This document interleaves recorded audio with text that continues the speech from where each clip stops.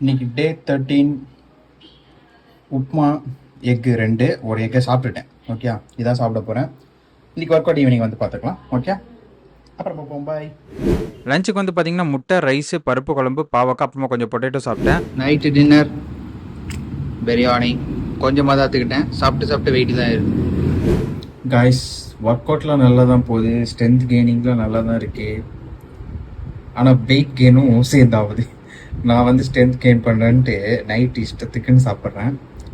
நல்லா தொப்பெல்லாம் பெருசாகி வெயிட் மிஷினில் நின்று பார்க்குற 80 kg இருக்கேன். நீங்களே பாருங்களேன், ஆல்மோஸ்ட் 80 இருக்கேன். 80 கிட்ட இருக்கேன்.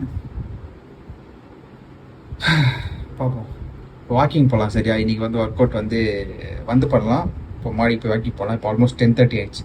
வாக்கிங் போயிட்டு வரலாம். ஓகே, வாக்கிங் மொட்டை மாடியில் தான் போனேன். ஃப்ளாஷ் ஆன் பண்ண வந்துட்டேன், அதனால தான் இவ்வளோ இருட்டாக இருக்குது. ஒரு 30 minutes இன்டென்ஸான ஒரு வாக் போயிட்டு வந்தேன். இன்டென்ஸும் சொல்ல முடியாது, மீடியமான ஒரு வாக். இப்போ லைட்டாக புஷ்அப்ஸ் புல்லப்ஸ் மட்டும் போடலாமா? போதும், ஸ்பாட்லாம் போட வேணாம். வாக்கிங்கே கால் வலிக்குது. Pushups and pullups. Okay, walking போனனால பெருசாக எதுவும் வார்ம் அப் பண்ணல. ஜாயின்ஸ் மட்டும் நல்லா ரொட்டேஷன் பண்ணிட்டு புல்லப்ஸ்லேருந்து ஸ்டார்ட் பண்ணேன். புல்லப்ஸ் வந்து இன்றைக்கி 8 கவுண்ட்ஸ் தான் போட்டேன். அதுக்குள்ளே கை செம்ம வலி வலிச்சிச்சு. என்னன்னு தெரியல, இன்றைக்கி கை ரொம்ப பெயின்ஃபுல்லாக இருந்தது. 3 செட்டு முடிஞ்ச லெவலில் பண்ணேன். அதுக்கப்புறம் புஷ்அப்ஸ் வந்து பார்த்தீங்கன்னா எப்பவும் போல் ஈஸியாக தான் இருந்துச்சு.